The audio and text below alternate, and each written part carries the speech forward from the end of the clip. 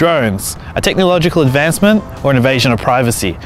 There's differing opinion, whether it be from academics, the public, or people in professional fields. Now today we're going to take a look at drones in journalism. As you can see, I'm using a drone myself today, and I'm going to show you what it brings to the field of journalism while debating the ethical implications of this new technology. Drones are one of the latest innovations in the journalism industry and one of the most controversial. While it elevates the way news is reported by allowing increased accessibility to aerial footage, this has sparked debate over the ethical and legal ramifications of these drones. In Australia, drone use for reporting is restricted to approved operators, which sees many media organisations hiring officials for aerial filming. While convenient for the industry, there is a legitimate public concern for privacy.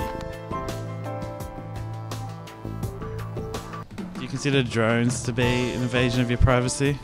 I think it can go both ways. I think if they're used for journalistic purposes and they follow ethics, then it's definitely fine. If they're just using it for news gathering and furthering their work. Though if paparazzi are invading entertainment uses, then I think that's an invasion of privacy. If it's in my own backyard, then yeah, sure. But if it's in a public environment, then definitely not. It's fine. We caught up with Professor Christopher Moore as he spoke to us about drones' place in society and the future it has. Drones are a really interesting new technology for a couple of reasons. They're obviously a new camera technology that's opening up very interesting new opportunities for emergency journalism, conflict journalism, but also just kind of getting new types of shots and new types of perspectives with space and geography in the everyday, which is really exciting for journalists, I think, on a kind of personal and professional level.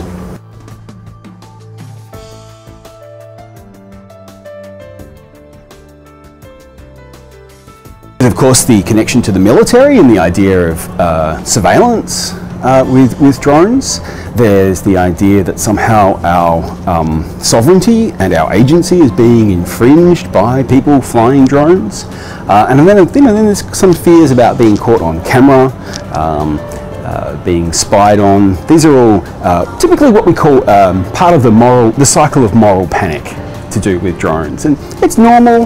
This happens with all new technologies. We're still seeing social anxieties around mobile phone cameras, for example. So it's quite understandable when we add autonomous functions to cameras and flying functions to cameras that people will be upset and insecure at first. It is a big issue, I see. From an extreme sports point of view, I think it's a good thing. But from a safety point of view, I can imagine people using them to scope out other people's houses and stuff. It's a hard one to answer. We spoke to journalism lecturer Sean Burns, and he told us about the drone's place in journalism and where it could go in the future. Look, drones are as important or as not important as any other tool that journalists use. Essentially, that's what it is. It's just another tool. It's just another way journalists can tell a story. It's not the story. It's just another way of doing it.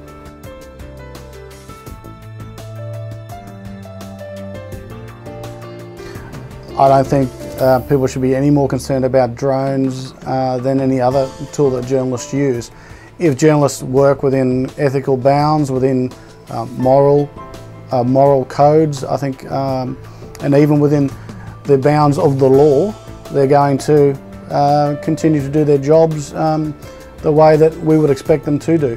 The issue with drone journalism, as with any other journalism that is done outside codes of conduct or ethical codes, is that anyone basically can do whatever they want these days. It's extremely difficult area to try to control, and that's why you have professional journalists versus those who would describe themselves as journalists but who kind of operate outside those codes.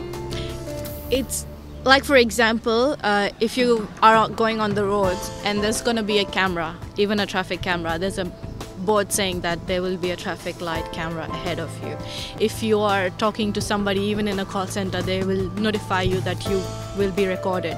Whereas if you have something like that doing it, you have no notification of who's looking at you, when they're looking at you. And you know, coming from a culture from where I come, if I'm recorded just randomly somewhere, I'm gonna get into too much trouble.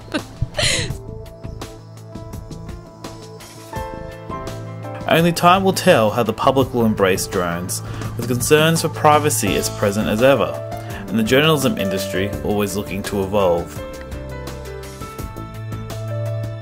I think what we need to keep in mind is that it is just another tool that journalists can use to tell their story. The essence of telling the story is still the journalist, not the tool.